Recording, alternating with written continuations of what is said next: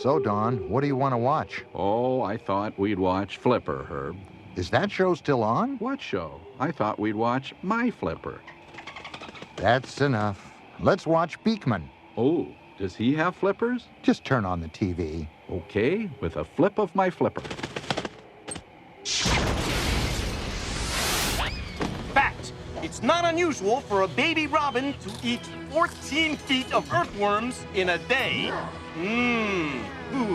I'm Beakman, and you've just broken into Beakman's world.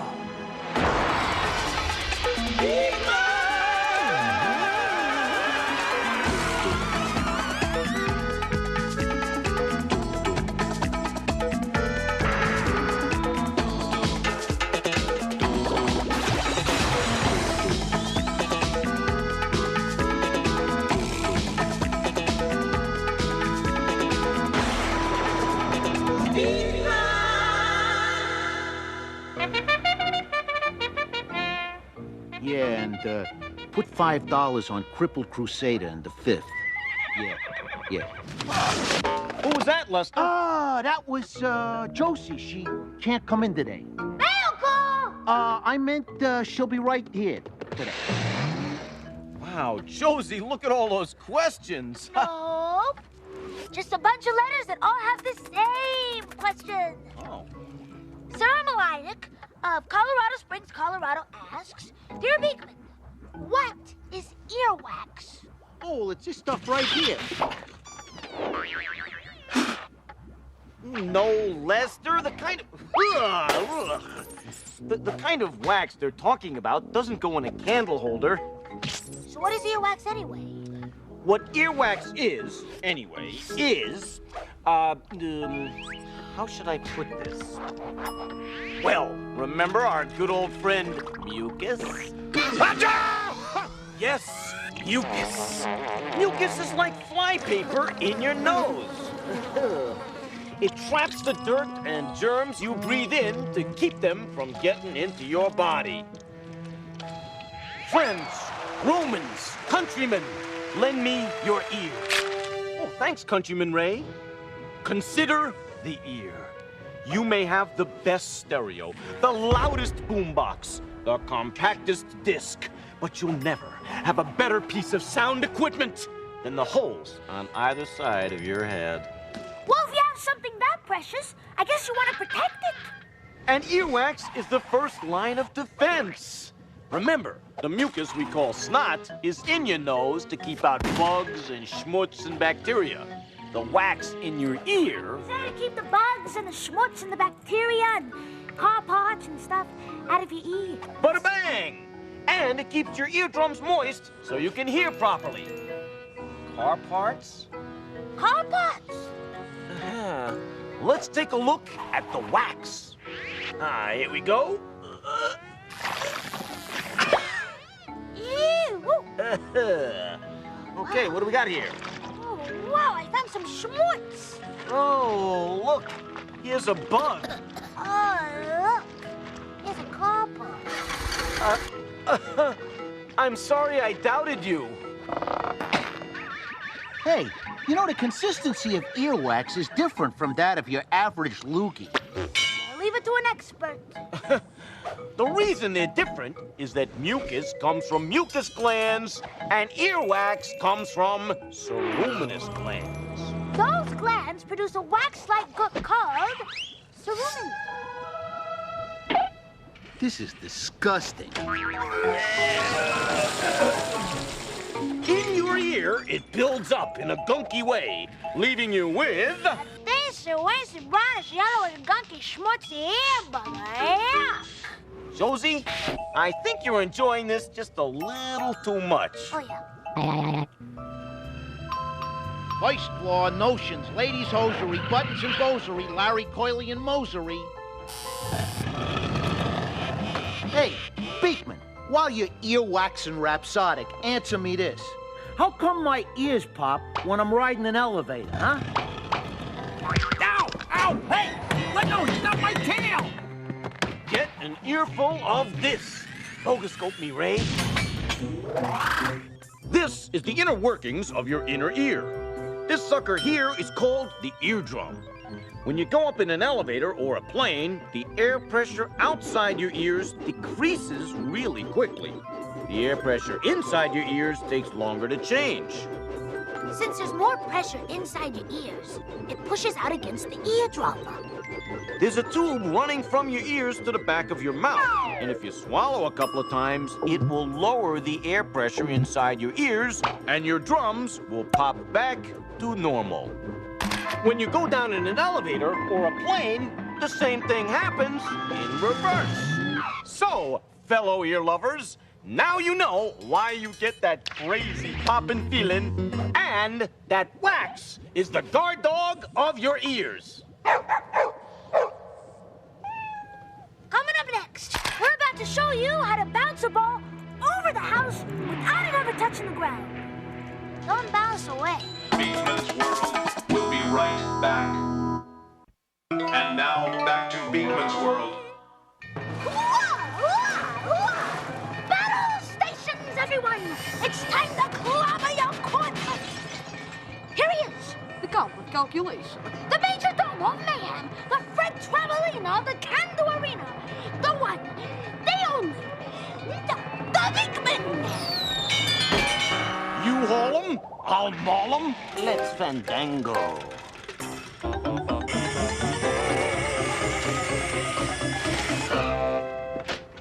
You don't think you're going out of the house looking like that? Question. Rachel Wixrow of El Reno, Oklahoma asks, Dear Beakman, how come my foot feels like pins are sticking in it when it falls asleep? Excellent question, Rachel. First, check for pins. Oh, ouch!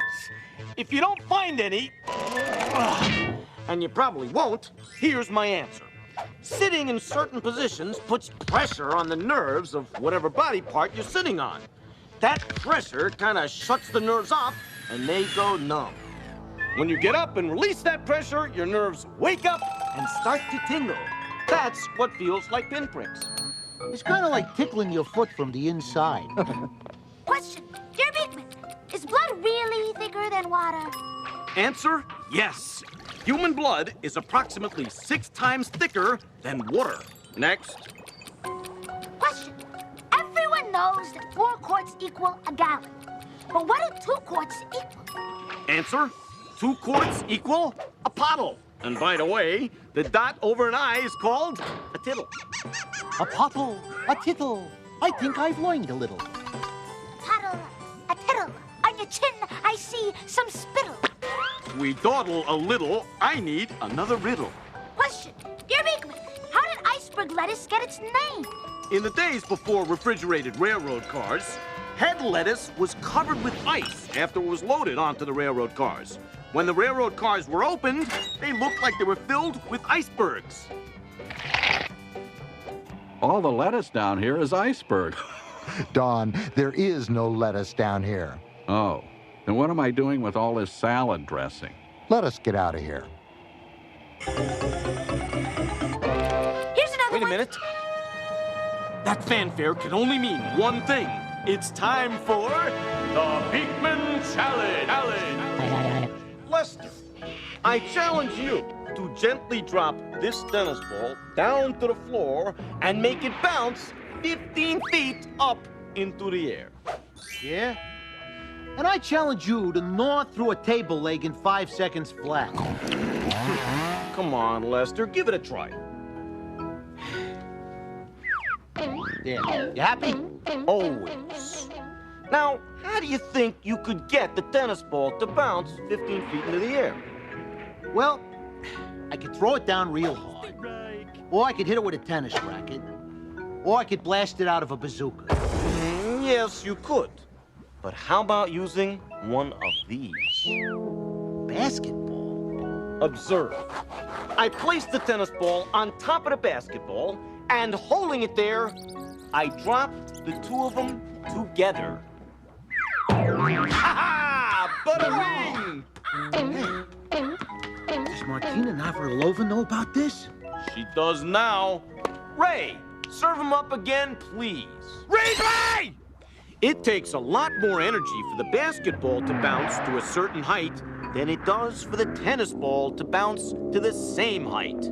That's because the basketball is heavier. But when the tennis ball hitches a free ride on the basketball, it gets a lot of energy from that bouncing b-ball. If you put that much energy into something light, like a tennis ball, saloom, it really takes off. Oh, what are you doing, Lester? Oh, well, see, I figured that a bowling ball is even heavier than a basketball. Uh-huh. So it ought to send this tennis ball into orbit. Oh, no, Lester. You see, that won't work.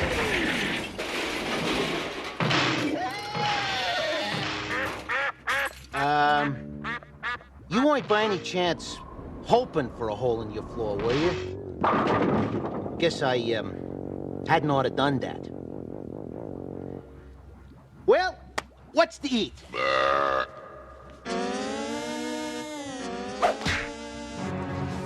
Coming up next, it roars, it soars, it's out of this world. Run and get a pencil, and we'll blast off. After this. Beakman's World will be right back. Back to Beakman's World. Hey, ready for another question, Beakman?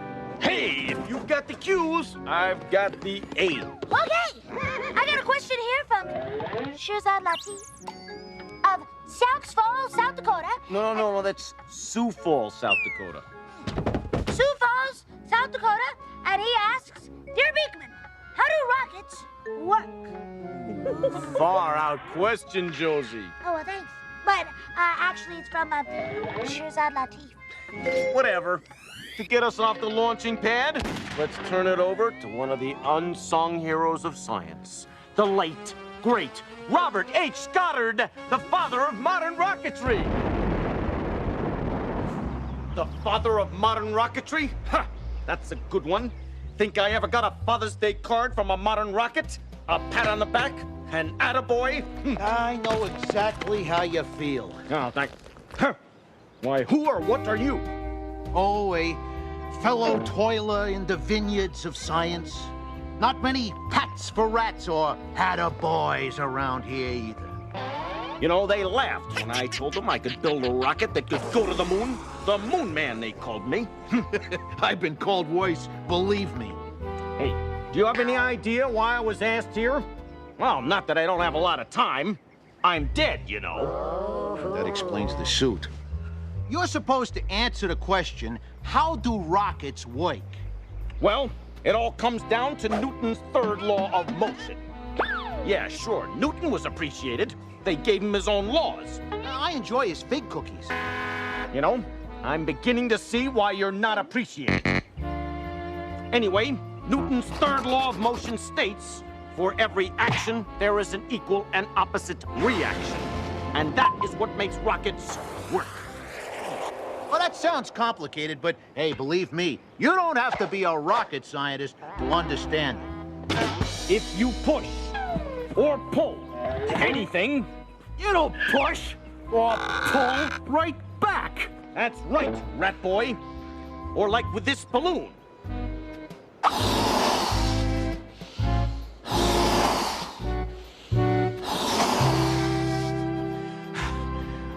Being dead sure takes the wind out of you. Observe. The action is the balloon pushing the air. The reaction is the air pushing the balloon. Rocket power personified. Oh, my Goddard. It's him! It's really him! It's Robert H. Goddard, the father of modern rocketry! Why, you know me? Oh, sure. They named a space flight center after you. Huh. They did? Oh, sure. Goddard Space Flight Center in Greenbelt, Maryland. Why, that's fantastic. Huh. What's a space flight center? Oh, it's a place where they study spaceflight. Because of you, we've explored other planets, and men have walked on the moon. They have? Yeah. Check this out. We confirm ignition and the thrusters go. The Eagle has landed. Roger. Hey, Beakman, these spring shoes work great. Over. This is Houston, reading you loud and clear, over. Yeah, reading you loud and clear. How's it going? Oh, it's beautiful, Mike. It really is. And it's all thanks to you, Dr. Goddard. Why, this is so, I don't know what to say. This is the happiest day of my death.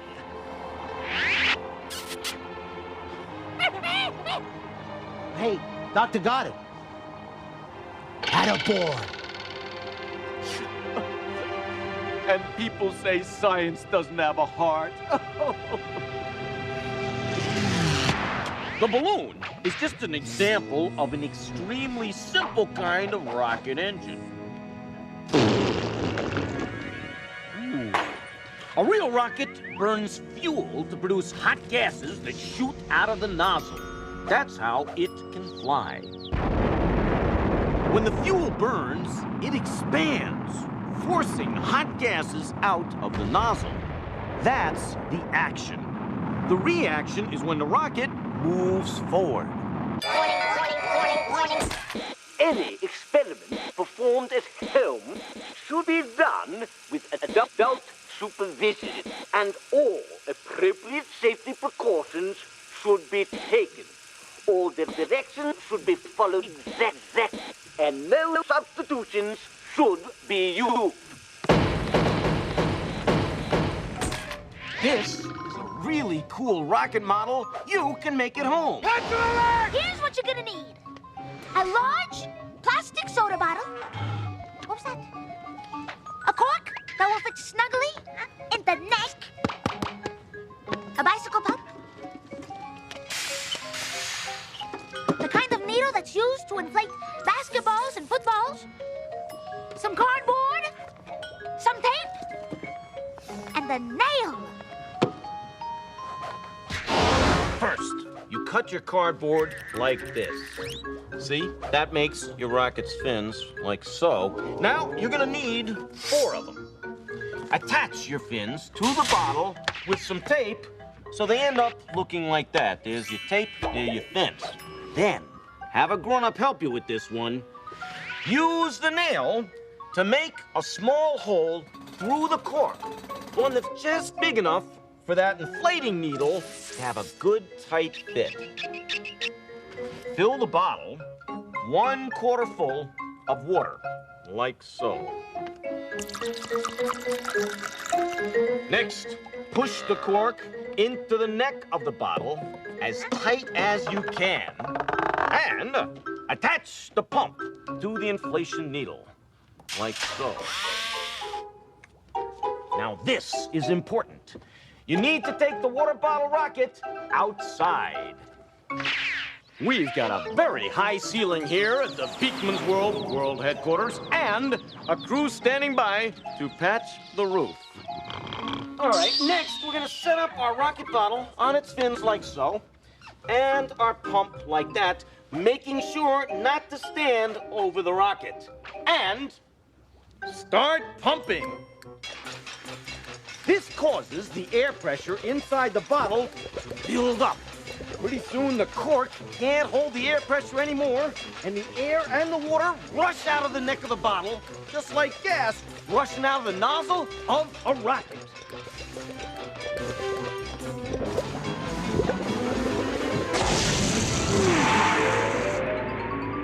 Wow! Yeah! The action part is the water and air rushing out of the rocket. The reaction is the rocket being pushed in the opposite direction. All right! So, Shirzad Latif of Sioux Falls, South Dakota, there you have it. Rockets work because of Newton's third law of motion. For every action, there is an equal and opposite reaction. Is that also why sometimes when I kiss a girl, she throws up? That's Newton's third law of breath mints.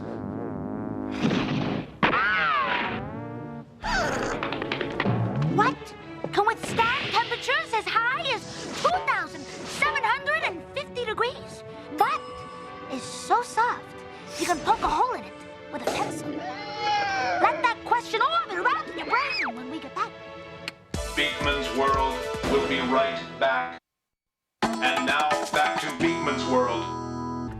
What can withstand temperatures as high as 2,750 degrees of heat, but is so soft you can poke a hole in it with a pencil?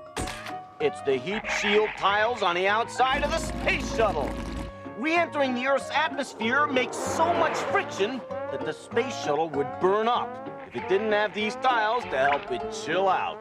Speaking of chilling out, I am gonna go home, put my feet up on a TV set, and watch my knees. See you next time on Beakman's World. Well, Herb, did you ever think we'd have our own stars on the Hollywood Walk of Fame? Don, we don't have stars on the Hollywood Walk of Fame. It's because we're penguins, isn't it? Yeah, but keep a stiff upper beak. If they ever have a Hollywood Waddle of Fame, we're in.